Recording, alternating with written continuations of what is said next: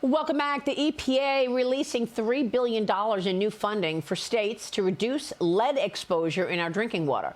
The money going toward finding and removing lead pipes, delivering water to homes, schools, and business. Ingesting the heavy metal can severely affect mental and physical development, particularly in children, and could cause brain damage and other lifelong health issues. Separately, Michigan Governor Gretchen Whitmer is leading a charge with 6 other Democrat governors urging the EPA to monitor and collect data on microplastics in drinking water by adding them to the unregulated contaminants list under the Safe Drinking Water Act. Joining me now is the EPA Administrator Lee Zeldin. Lee, it's great to see you this morning. Thank you so much for being here. This is a big deal that you're releasing the $3 billion to ensure that our drinking water is safe. Can you tell me more about it? And then I want to get your take on what Whitmer is saying. As you just pointed out, Maria, these lead pipes are the key source of lead in drinking water, which is a potent neurotoxin, especially for children.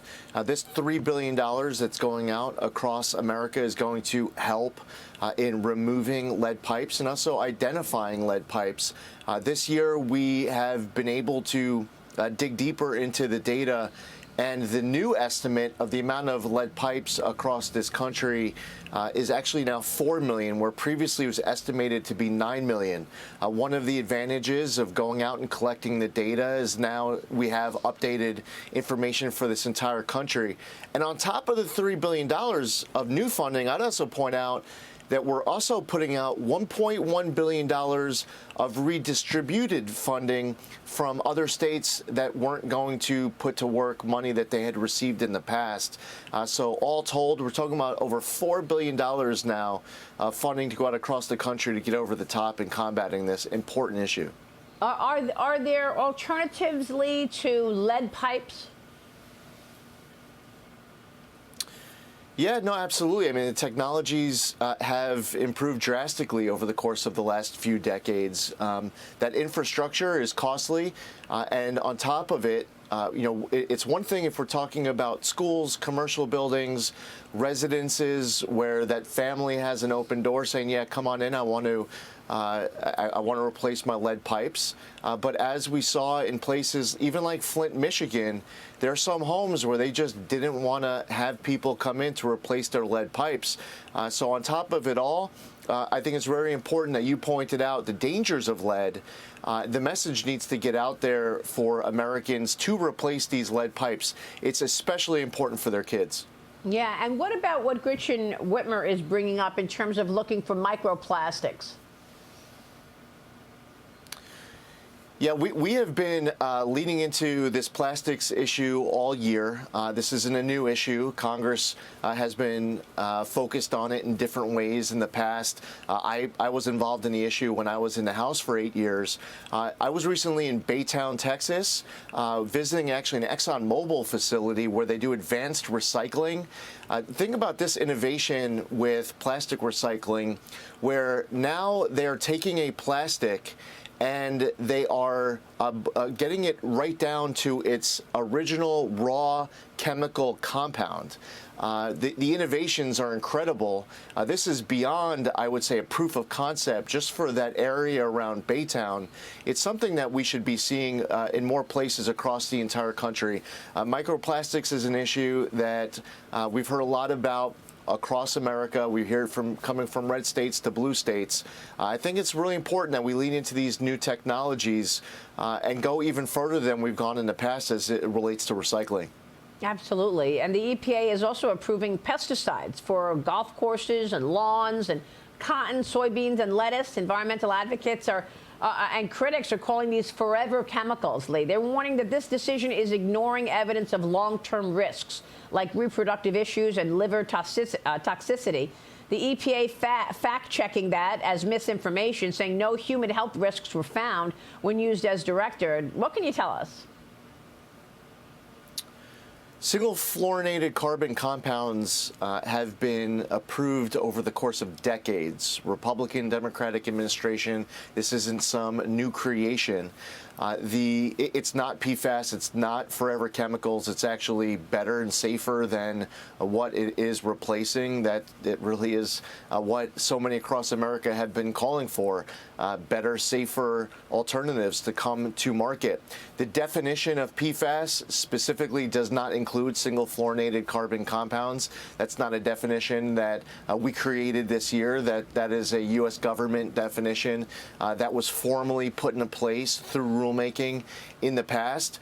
You do not see the persistence, the bioaccumulation of forever chemicals, of PFAS. It's just not PFAS. It's not forever chemicals.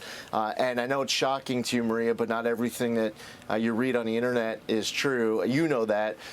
There are some people, though, whenever they see something on the internet, they just take it at its word. There's some people who say, well, let's look at places like the EU or Canada or Australia now.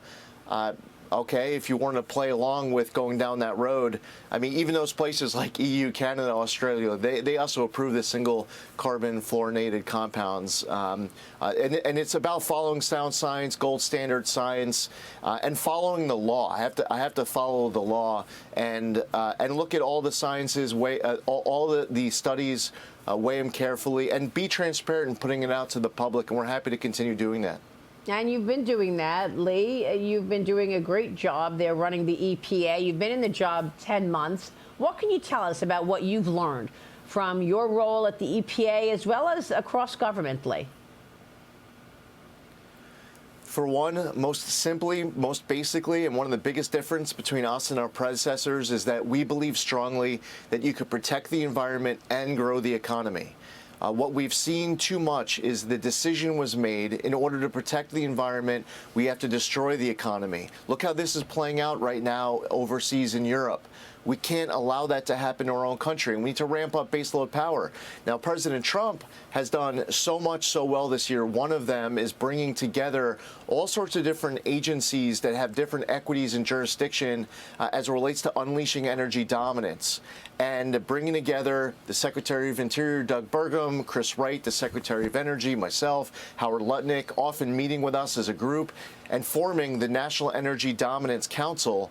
We work with each other closely rather than being siloed off in our own offices, our own agencies. So that collaboration is something that I hope will be around for many decades and generations to come. President Trump bringing us together to unleash more baseload power in this country is something that should have started earlier. And it's something that, by the way, when we sit down with President Trump, I mean, he's asking about individual new pipeline projects across America, from Alaska to the Northeast to the Southwest. He wants to know where the new nuclear plants are being built. He wants to know about the coal plants that are being saved. And these aren't general conversations, and they don't just come up because we'll bring them up. On his initiative, he often, I would say almost always, that I'm engaged with the president directly, he's asking about specific projects and also making sure that the stuff is getting approved at Trump speed. Yeah, I love that because he's a builder, right? I mean, he went into the Oval Office with a total resume before him as a real estate titan and a builder, so he understands these issues. But let me get back to pipes for a second, because we led with pipes. I'll end with pipes. We have a regular guest, Barry Ziegelman, who is joining us often and is in the business of steel. And he asks the question, why are we so worried about drinking water and lead pipes, yet 50% of our water flows through foreign pipes? Foreign pipes made in countries with the lowest standards imaginable, Lee. What about that? Well, we are in a day where we are able to lean into new technology, new infrastructure. We want to ensure that all different kinds of aspects of what we build for residents, to schools, to hospitals, and elsewhere is utilizing the best technology that we can. We at the EPA specifically are charged with a statutory mission through the state revolving fund to ensure that this potent neurotoxin for children especially is removed across this country. country. We are charged with the responsibility of putting together and releasing publicly. We have a website that shows the data of how we've gone now from an estimated 9 million lead pipes to 4 million, as I mentioned earlier. So this is about fulfilling statutory obligation. If Congress was to have a debate and vote tomorrow, creating a new statutory obligation on the part of the EPA as it relates to pipes, we're happy to lean forward and do it. But something that is very important to us is that we prioritize statutory obligations. And that's one of the reasons why we inherited so many backlogs when we came in earlier this year, is because the Biden EPA was prioritizing their partisan pet projects instead. And for us, we just want to get back on top of everything with the bandwidth from IT to personnel. And we've been doing that, doing a better job, doing more with less. Yes, but if Congress creates a new statutory obligation for EPA, we're happy to do an exceptional job executing. Yeah, I mean, look, it was dominant around DEI issues under Joe Biden and climate change agenda.